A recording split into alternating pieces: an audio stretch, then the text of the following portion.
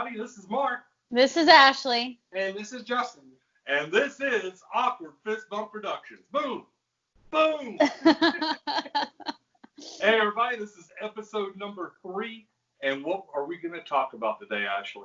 We are going to talk about mental health disorders and how it affects law enforcement and the incarcerated. I am so excited about this topic. Yeah, I think this is going to be a great episode.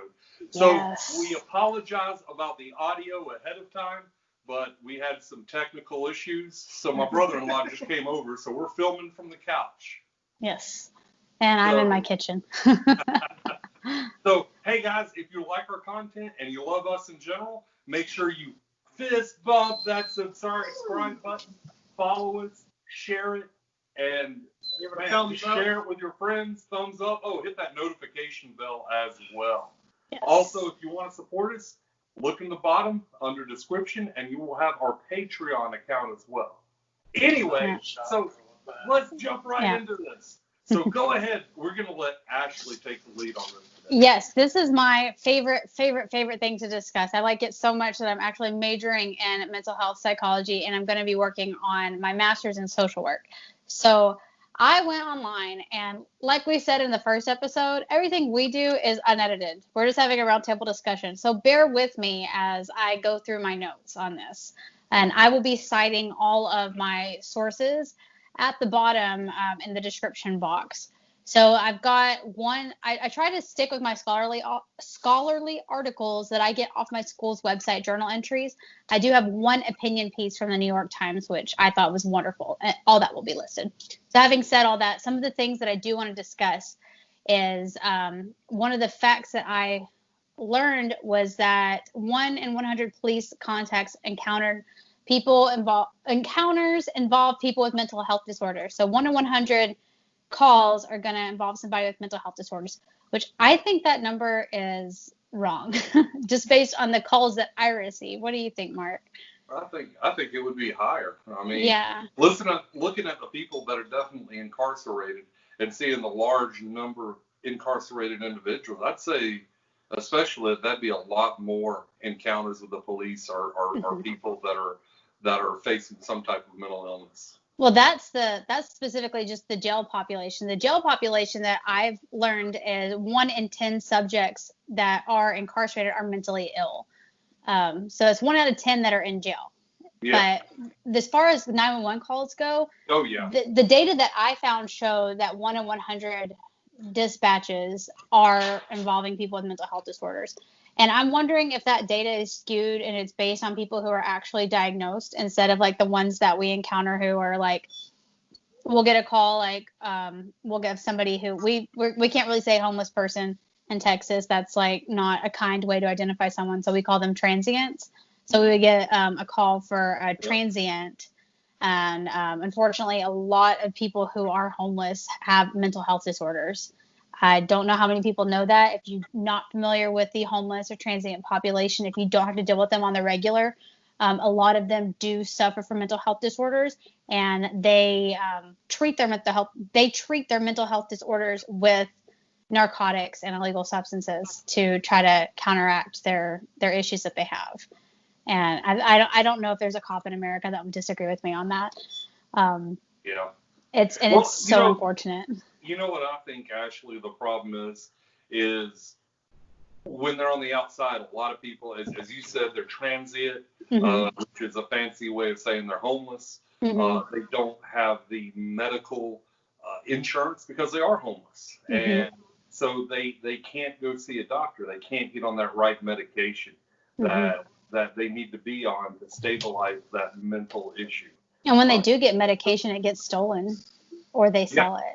Which is two of the things that I've seen. You have the ones who are not involved with drugs and things like that, and they'll get beat up or stabbed, and their medication will get taken from them. Most of that was what I learned when I was a cop down in Austin. I don't have to deal with as much of that up here in East Texas, but in Austin, Texas, oh my gosh, if you've ever been there, it's a crazy place. So you said 1 in 100 interactions. So how long does that take? Like for one officer, how long does it take you to get to 100 interactions? And like, how often do you see that? If you think that the number is wrong, how often do you think that happens? That you come across somebody with a mental ill? That's like an awesome question. So, Mark, you receive a lot more calls than I do because you work for a larger agency. The most I'll receive from like when my number comes out over the radio is anywhere from, I'd say on average 10 calls a night, maybe a little less, depending on the time of year. Mark, you probably get a lot more. So our department is part of metropolitan Atlanta. We are on the south side of Atlanta, so I would say it could be anywhere upwards of 15 to 20 calls a day. And I know, especially talking to the deputies, it's a lot. I mean, you'll see a lot of repeat calls to the same people. You might see that, especially in a smaller community, because you'll see, especially it's a known, we call it Signal 24, but a known person with a mental illness. How often would you say you go and see someone that has a mental illness on your calls? I mean, the same person. Oh, look, I have a frequent flyer who calls all the time, but he is probably, I would say, nearing the end of his life, and his mental illness would be probably under the dementia umbrella. Like if I were to categorize him, I believe that he's got the early stages of dementia. And but when I look at these numbers and when I read the study that they performed, so it was a series of 13 different studies that took data from police agencies. And so how many times have you gotten the suspicious activity call? Like, there's somebody in my backyard. Then you get on scene and you're greeted with somebody who's like, there is somebody in my backyard and they're shining lasers through my window and they're trying to hack into my radio to make contact with aliens. Like, so an original suspicious person call turns into a, we call it a 1096, which is a mentally ill call. It can go from, it'll be dispatched as a regular routine suspicious call, and we arrive and it's somebody in clear mental, suffering from their mental illness.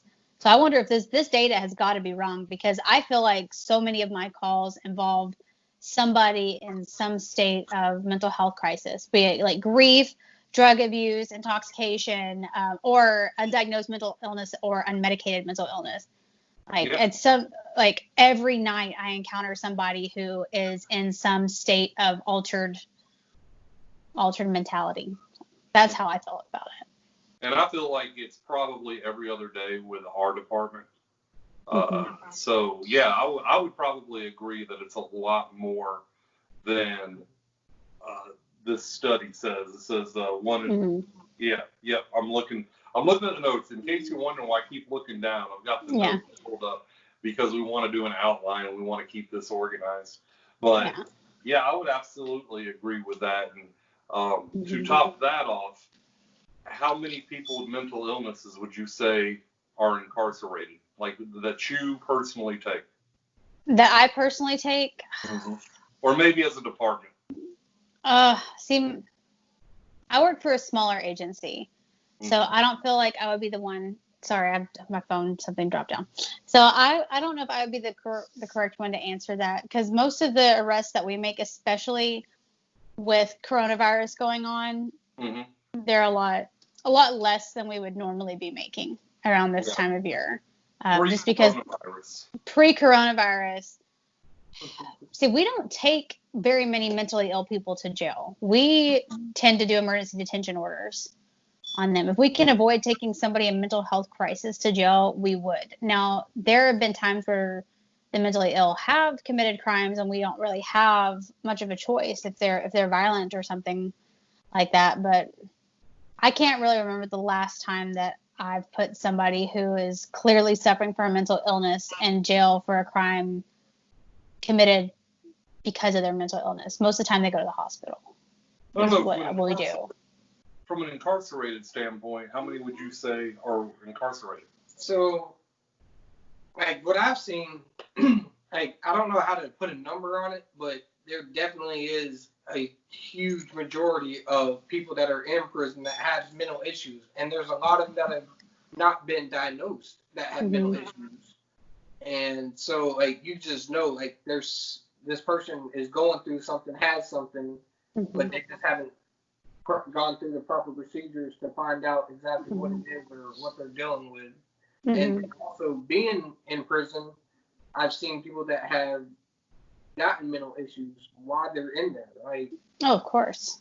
The way that it is, I mean, the way it's set up and the things that we see, it messes with people's minds. And I mean, some people cannot deal with it. It is very, there's a lot of situations that's hard to deal with while you're incarcerated and being in prison, especially for a long stint. I mean, anything over 5 years, and I do not have the facts on this, but I think it's after 5 years, the state of Georgia considers you mentally ill just for being in prison for over 5 years.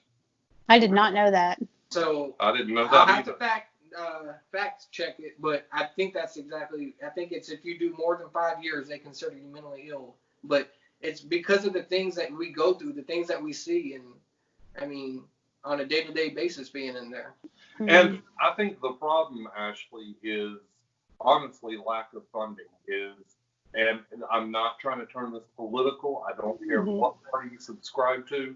However, when one party goes into power, you'll usually see, hey, we want to lower taxes. I'm not saying that's a good nor a bad thing. I'm telling you what we see as a result of that is you lower the taxes, there's less money to go into state mental health hospitals, for example. So in Georgia right now, you just really don't have that many state hospitals. So the jails and the prisons have become the if you will, the mental hospitals for Georgia. I mean, and what they do is, the medical will see them and they'll get them finally on that medication that they need, but they're not going to a hospital. And I think they need to be in a hospital setting, not necessarily an incarcerated setting. The problem is once they get to the hospital, we can do the paperwork for people who don't know, the law enforcement response to dealing with somebody in mental health crisis is to perform an emergency detention.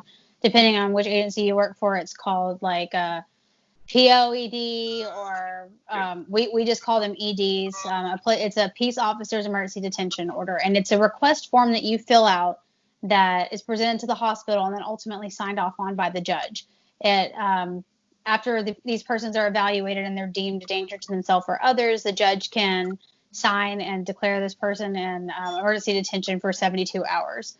So it's like a 72-hour psychiatric hold while they're evaluated.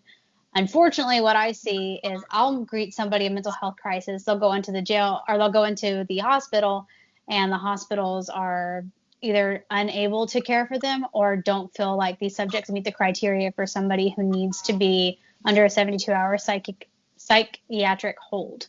And one of the other things that I observed, and Justin and Mark, you guys can both back me up on this. How many times did you see people cheek their pills at pill call and then sell their psychiatric medications? It's a daily basis. It's a daily basis. Underground market in the incarcerated community where you got that right pill that everybody wants, and you can make money off of it. Oh yeah. Yeah, that's how people have to survive in there, and it sucks that that's how they have to survive. But there's definitely people that don't have money. And they find different, or some of them need these pills, and some of them, that's their hustle, is how can I get on this pill? How can I get on that pill to be able to sell it? And I mean, when I did 18 months in the county, and there was nothing to do in the county. So I was able to find pills so I could sleep. And I mean, I would take 2 pills and sleep almost for a day and a half. And 2 times a week, 3 times a week, and your whole week's gone. Like, because there's in the county down here, like, there's literally nothing to do. Like, the yards are super small. There's no activities. There's no schooling, and you're just sitting there waiting for your court date. And like I said, I did 18 months in there, so it's very, very drawn out. Like, for people waiting to go to prison or waiting for their sentence or, to go to court. So a lot of people do find ways to sleep their time away, and pills are the best way to do it for a lot of people. And people who don't have money, that's the best way for them to make money, to get extra store, to get extra trays, or to get a phone call or whatever it is they're selling it for. Mm-hmm. But then the sad thing about that is now they're not taking the required medication that they need to control their mental illness. Yeah, which this was also heavily documented, I believe, in season 1 of 60 Days In. All right, Superfan, get with me on this.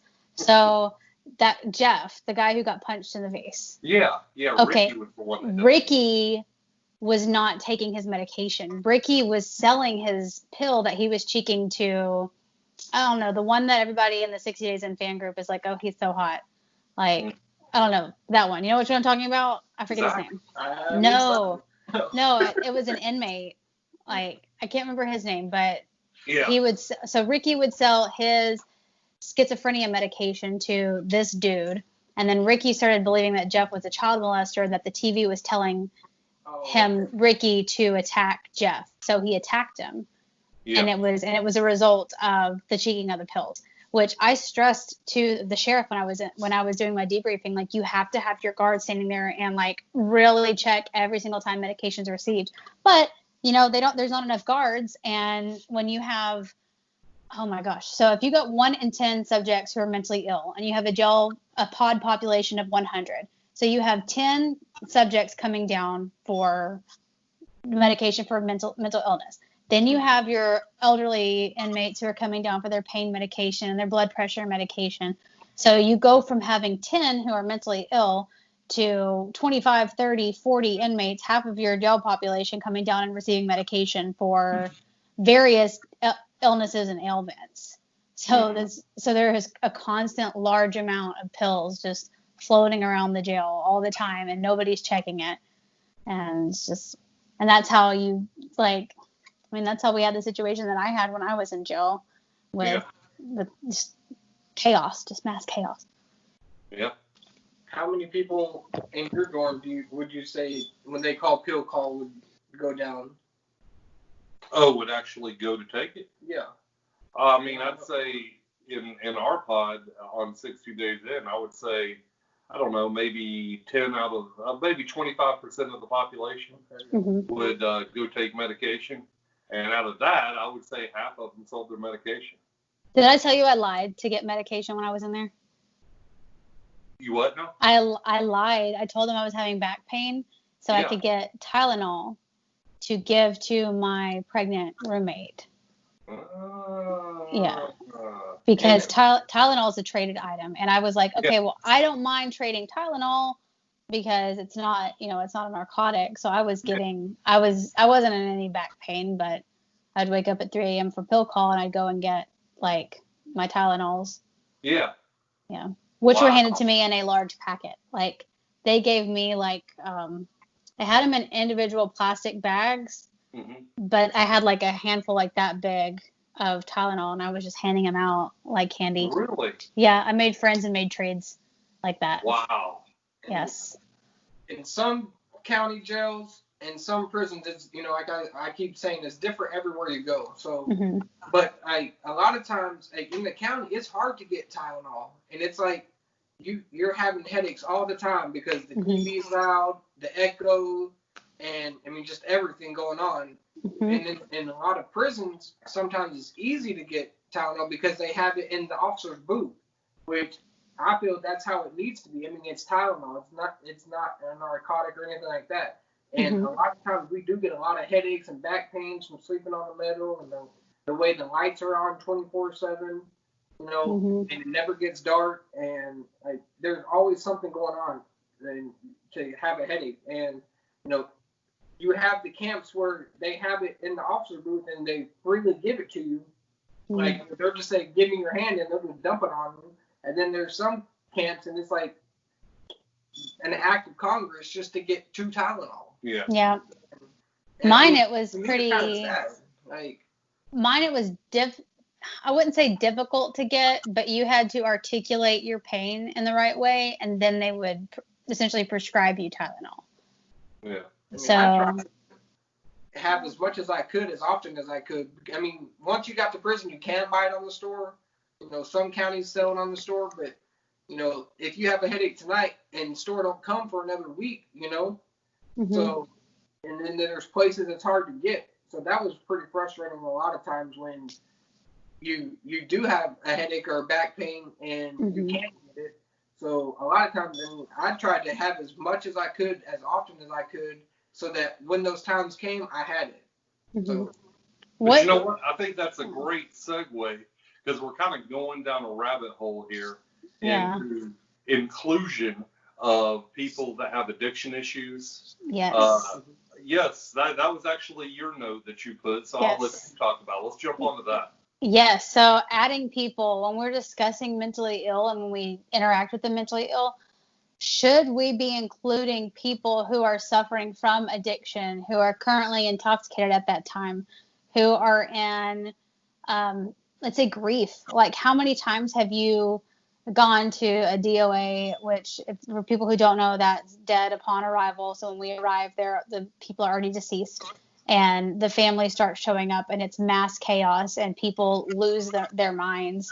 Like, I'm one of those people. When my grandmother passed away, one of my aunts had to slap me in the face because I was like, I started like just and I didn't ever think I would be that kind of person because I respond so well to crisis, but that's other people's crisis. Like my own, I'm a mess. Like I'm an absolute mess dealing with my own stuff. But like I feel like including people who are going through grief and going through a tragedy, like we don't see people just so they can say hi and that I look nice today. Like I see people on the worst days of their life, period. Yeah.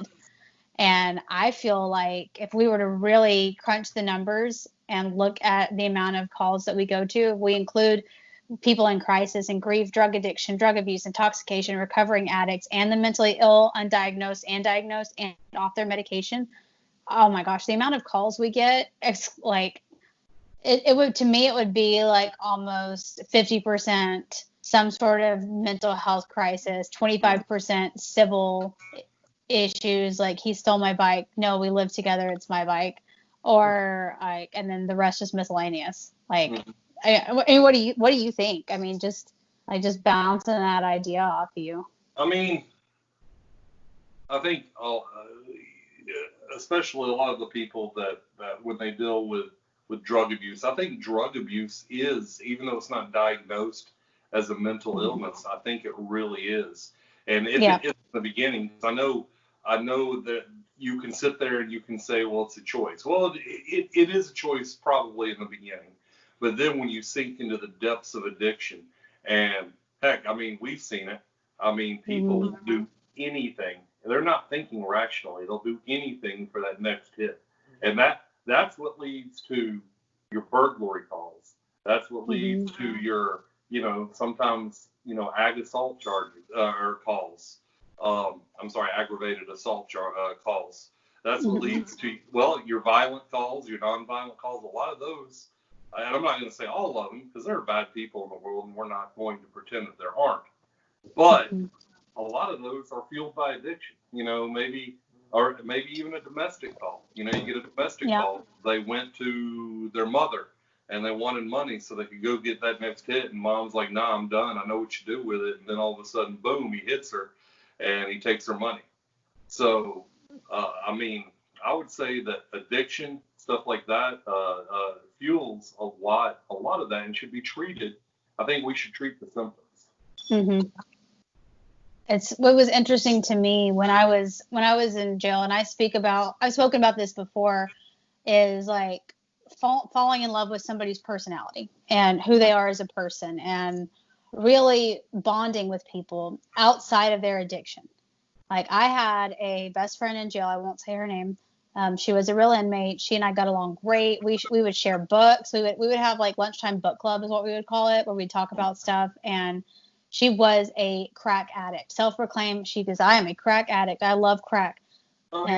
We get along great until the moment crack entered back into the jail. And then she was gone from me. And she was a different person.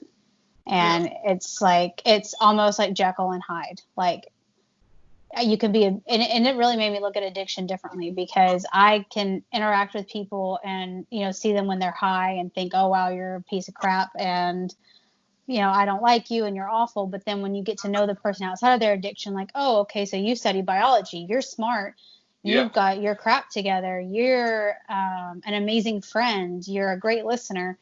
And then, they get back on the drugs again and they're a different person again. And it's just, it's a crazy, crazy cycle. And if I hadn't gone to jail, I don't think I would have ever been able to understand that the way that I do. I know you see that a lot, Justin, when you were in there. Oh, definitely. A story that came to mind when I was 18 and I was in the county jail.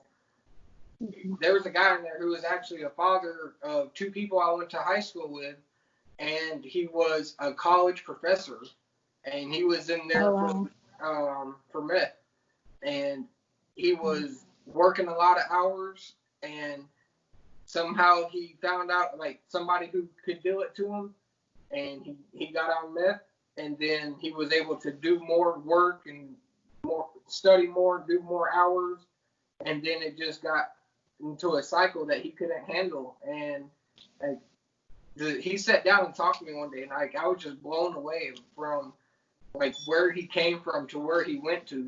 He was a college professor at a huge college down in Denver, and then now he's sitting in the jail cell right next to me. Wow. It doesn't discriminate, that's for sure. It's not. Yeah. It goes to show you.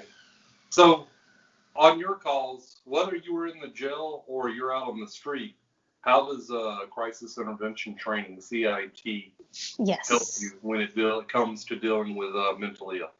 So I have loved our crisis intervention training, and so Texas's modern day crisis intervention training that we use is based on the de-escalation training stemming from the Sandra Bland Act.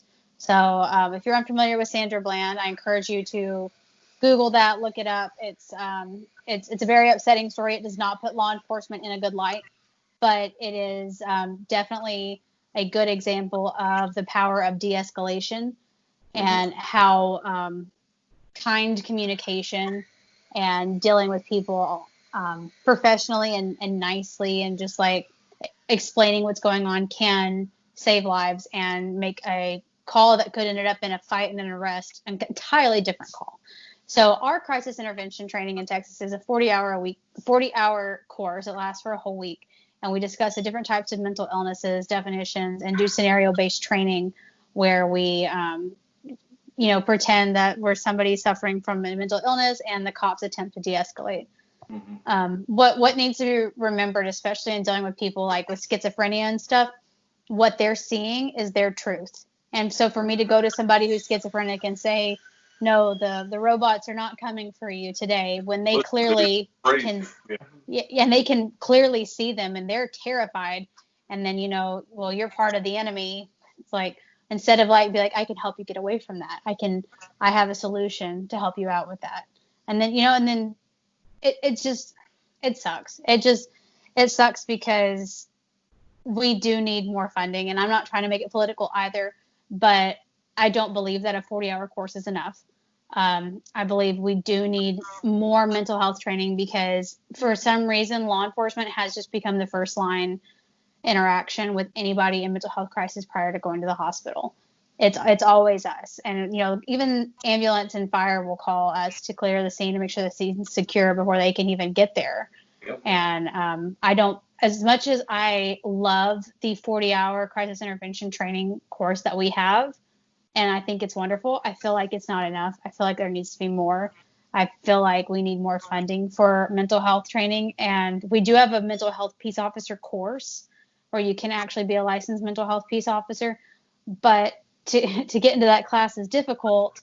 To get the funding to do that class is difficult. And we're so trapped by my money and funding, and it sucks. I've had to branch out on my own and go to college and get degrees and training and this kind of stuff just to be where I'm at to comfortably discuss this. And then you have your newborn baby cops, your brand new rookies who have only had that 40-hour course. And I don't think it's fair to them when all they want to do is help people and make a difference in the world and be the part of the change and be the solution. And we're shorting them education and training because of funding issues. But that's my soapbox. I'll just step off of that real quick. So I love that soapbox because we agree. We agree. Mm-hmm. See, the problem is when you don't have the training to deal with these type of people, and I've seen a lot of schizophrenics attack. Mm-hmm. And I remember one day I had an interaction with a person, and I called and I was like, hey, this person's in the process of having a schizophrenic episode, and my supervisor came in and he's like, he's not having a schizophrenic episode. I'm like, oh, just wait. And finally he said, yeah, he's having a schizophrenic episode. But the thing is, how do you deal with that? I mean, you have to talk to them from their reality. Because if I sit there and I say, you know what, dude, you're crazy. Oh gosh, it makes them so mad. Make them mad. Yeah, make them mad, and it's gonna make you having to go hands-on a lot more of a reality. How terrifying must that be for somebody in the middle of, if you're newly diagnosed with schizophrenia or you're undiagnosed, to be seeing things that aren't there. Most of the time, like, it can be violent in nature, and then to have a cop show up and tell you you're crazy and then attack you. Like, in your mind, the cop's attacking you. In our mind, we're just trying to get you help, and we don't know what else to do other than put you in cuffs and physically transport you to a hospital. Mm-hmm. But can you imagine, like, the fear? Like, so I get it. When they fight for their lives, I understand, and I hate it so much because nobody wins in that scenario. Nobody wins, and they are in the fight of their life because they really believe that what they are experiencing is real. So to me, it's just de-escalate, let them know, hi, I'm here for you. What's going on? I'm sorry, I was looking at the time. Oh man, how far are we? Where are we at? We're at 32 minutes. Oh, okay, so we'll just finish it up with this then, I guess. But it sucks. I just want to help everybody. I'm like the hippie cop. I want to wrap everybody up in a big warm hug and make us all say sorry to each other and just all be friends. But it's tough. We just gotta like de-escalate. Talk to them like they're human beings, because they're just going through something tough. And just educate yourself. If you're a cop and you can't afford to go to CIT training or mental health officer school, like there are so many, documentaries and things you can do. Like I drive around in my patrol car and I turn YouTube on and just listen to different documentaries and things. You just got to listen to them. Just kind of self-train. I don't know. What do you think, Mark? What do you think, Justin? Am I crazy? That's what I like about this platform is that, we're able to sit down, have a conversation, and, let a lot of people know that officers are just normal people, just like you are. And, we want to come to a middle ground on both sides. And, that we all are just here. We're just humans. Let's all get along a lot better than what we have been. Yeah. Yeah. That's where I'm at. Well, I think this was a great episode. I hope it turns out well, because I'm afraid the audio, maybe the video is messed up. I guess we'll figure that out here in just a little while. But as always, thank you guys for joining us. If you love the channel, hit subscribe, hit like, hit that notification button, and most importantly, share, tell your friends, put it on social media, whatever. Because we're just trying to put out a positive message, come to as we just called it, a middle ground where, we're not, you don't see us like yelling at this guy for his past. He's not yelling at us, and just a middle ground. But all right, we will talk to you guys later. Fist bump. Boom. Boom.